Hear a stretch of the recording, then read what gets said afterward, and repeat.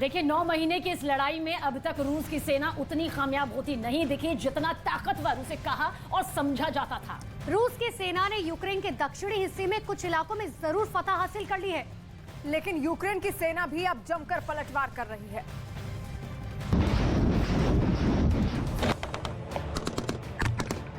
आइए अब आपको ये भी बता देते हैं कि आखिर ज़ेलेंस्की क्यों पुतिन के साथ सीज फायर करने के मूड में नहीं है। दरअसल जिस तरह यूक्रेन ने खेरसॉन शहर से रूस की फौज को पीछे हटने पर मजबूर कर दिया है, उसे देखकर ज़ेलेंस्की का जोश हाई है। यूक्रेन जंग के शुरुआती दौर में ही रूस ने यूक्रेन के इस अहम शहर यानी खेरसॉन पर 21 मार्च को कब्जा करने के बाद ये पहली बार था कि जब रूस की सेना ने नाइपर नदी को पार कर यूक्रेन के किसी बड़े प्रांत पर कब्जा किया था। खेरसॉन पर कब्जा कर रूस ने यूक्रेन को गहरी चोट पहुंचाई। इतना ही नहीं, इसके बाद रूस ने खेरसॉन में एक रेफरेंडम कराकर उसे रूस का हिस्सा घोषित कर दिया। खेरसॉन को वापस हासिल करने के लिए रूस और यूक्रेन के बीच भीषण जंग हुई थी और आखिरकार नवंबर 2022 में यूक्रेन ने दावा किया कि उसने खेरसॉन प्रांत में अपने काउंटर अटैक में रूस की सेना को 30 किलोमीटर तक पीछे धकेल दिया है।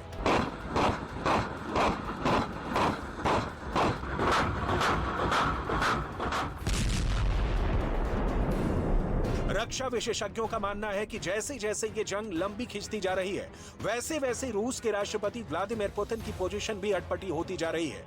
उनके नजरिए को समझने के लिए हम आपको फ्लैशबैक में लिए चलते हैं।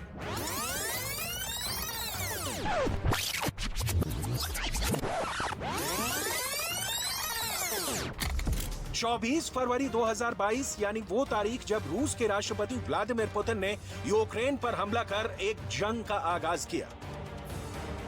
В связи с этим, в соответствии со статьей 51 части 7 Устава ООН, санкции Совета Федерации России и во исполнение ратифицированных Федеральным собранием 22 февраля сего года договоров о дружбе и взаимопомощи с Донецкой Народной Республикой и Луганской Народной Республикой, мною принято решение о проведении специальной военной операции.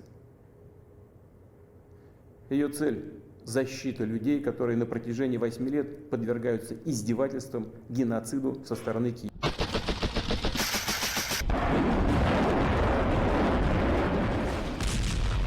यूं तो साल 2013 से ही रूस और यूक्रेन के बीच शतरंज की बिसात पर एक दूसरे को शह और मात देने की बाजी चल रही थी और 2014 में क्राइमिया में जो हुआ उससे भी दुनिया अनजान नहीं है।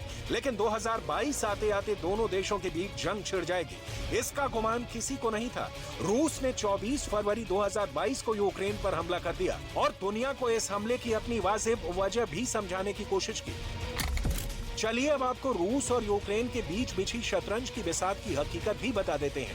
रूस ने यूक्रेन को अदना समझकर उस पर हमला किया था, लेकिन 9 महीने की लड़ाई में अब तक रूस की सेना उतनी कामयाब होती नहीं दिखी जितनी ताकतवर उसे कहा और समझा जाता था। रूसी सेना ने यूक्रेन के दक्षिणी हिस्से में कुछ इलाकों में जरूर फतह हासिल की है, लेकिन अभी तक राजधानी कीव उसके हाथ में नहीं आई है।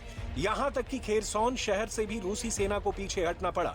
इसके अलावा जंग के कई मोर्चों पर रूस को करारी शिकस्त मिली है और उम्मीद से ज्यादा नुकसान उठाना पड़ा है।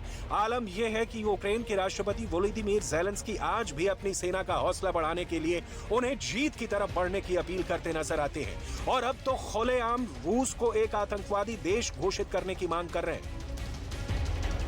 Росія зробила ставку на геноцидну політику.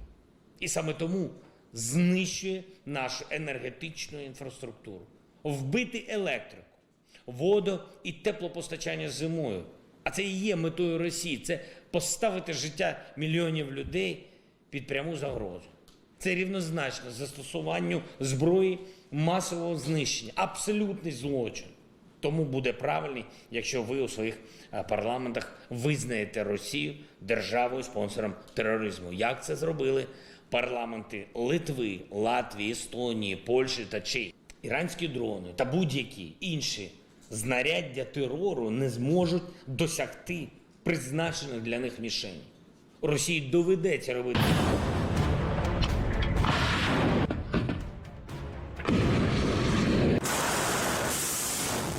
यूक्रेन जंग की वजह से दुनिया भर में रूस के राष्ट्रपति पुतिन की साख भी गिरी है।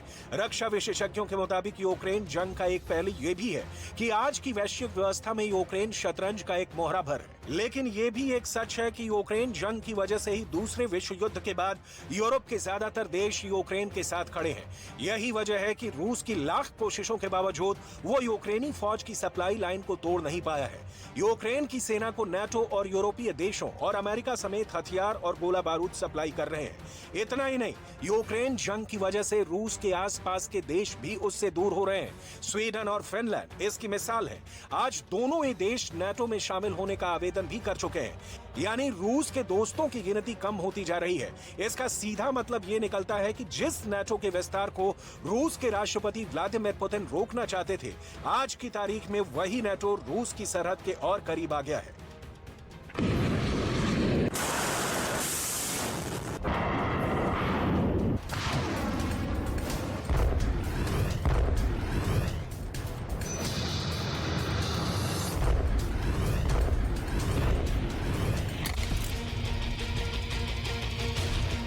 नौ महीने की जंग में अब तक रूस को फायदा कम और नुकसान ज्यादा हुआ है। रूस के राष्ट्रपति व्लादिमीर पुतिन ने यूक्रेन विजय का जो सपना देखा था, वो जंग के करीब 9 महीने गुजर जाने के बाद भी अधूरा है।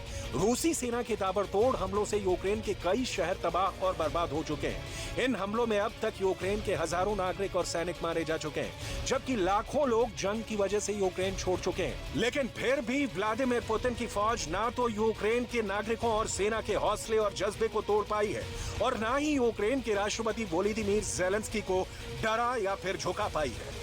जाहिर सी बात है कि जब तक रूस बैकफुट पर है, तो ऐसे हालात में राष्ट्रपति ज़ेलेंस्की अपनी शर्तों पर रूस से बात करना चाहते हैं। यानी ज़ेलेंस्की रूस की शर्तों पर यह जंग कभी नहीं रोकेंगे। तो यूक्रेन